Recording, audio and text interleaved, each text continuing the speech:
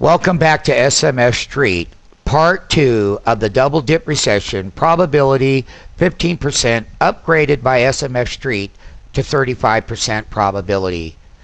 And the reason why the upgrade is, once again, folks, is that the 35% is based on the failure of the U.S. financial system and policymakers not coming through, doing the right thing. Their track record is extremely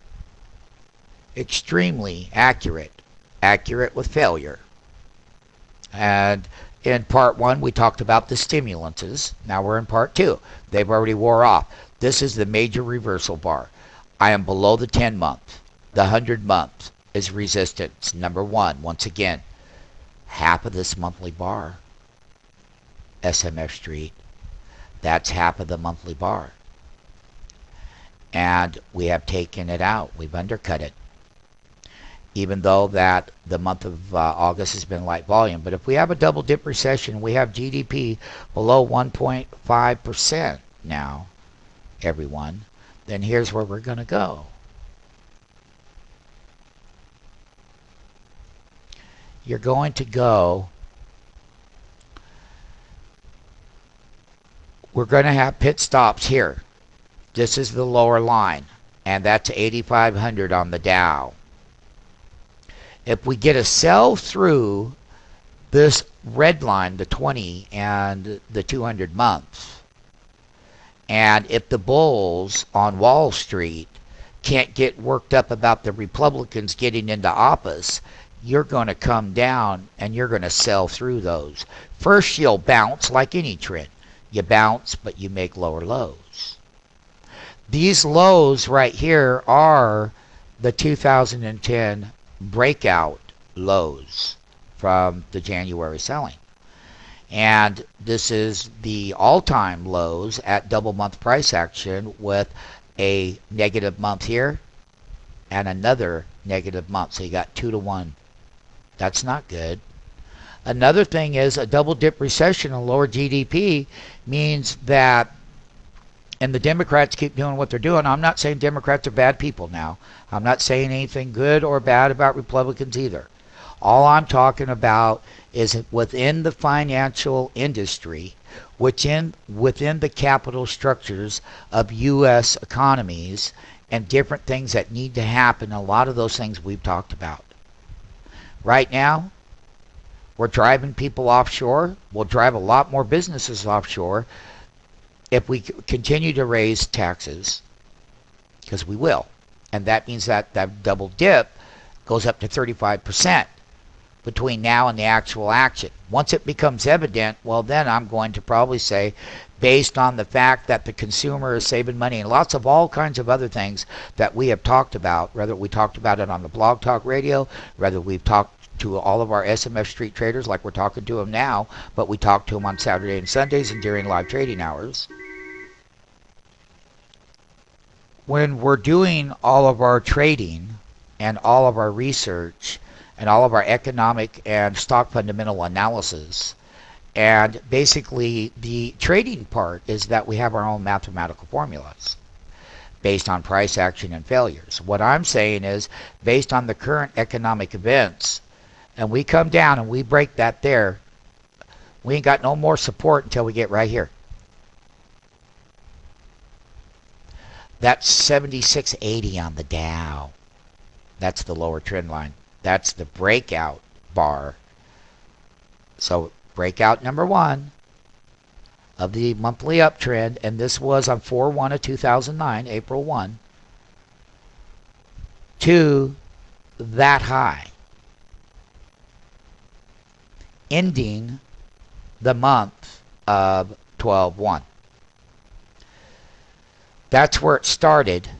If we have failure within the economic system, which we've already talked about, we'll talk a lot more, and we have higher taxes and small businesses and healthcare and lots of all kinds of other things, those funds that I was talking about are going to pay a lot of money. Because they are. Those were the bear funds. That means that these investments over here pay a lot of money. It also means that there are certain bear ETFs here that pay more than others, and they move differently. And these are the names. This would be the side of the market that would be worth holding. There will be volatility at times, SMF Street traders. So yes, nothing goes straight down, and we would buy the bull against the bear, take the profit off the bull, and let the bear keep running in our longer term structured plays. And basically that's those funds that are very cheap. We've gone through almost all of them, and all the monthly and the weekly charts have done our work. How nice of us, because we're willing to put in the effort to be on the right side of the market. The other part that I want people to know is when price action of this last part of this last month bar over here, which was in 11/1, that was November of 2009, to that breakout high, that's this price over here. So the double dip can take the Dow. Yeah, you're going to have pit stops here and there. You're going to bounce up, but after you bounce up, you're going to make lower lows with the double dip. Because what's going to happen is people are going to start selling down equities based on the fact that they can get lower prices in a double dip scenario than the current prices where these Dow indexes and all these equity prices are at current print. Those equity prices that people are barreling into, just like we said over here, these are not wholesale prices on equities. They're tradable. That's what we do. But they're not buy and hold. No. And this over here, people that are buying with a double dip and a lower GDP and everything that can happen, and economic failure, economic policy failures, let's say.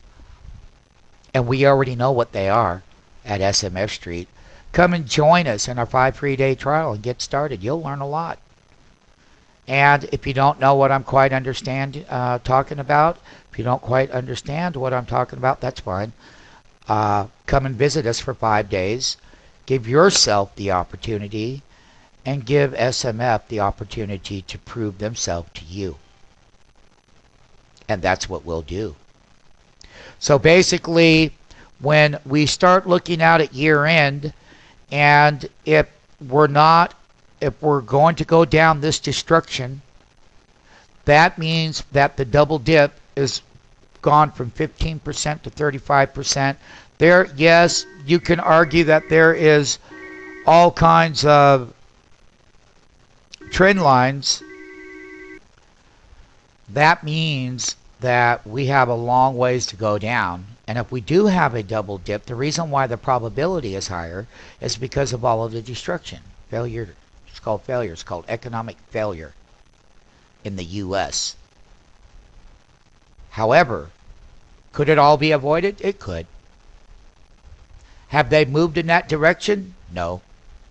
Buying stimuluses, they work short time and then they fail, like always.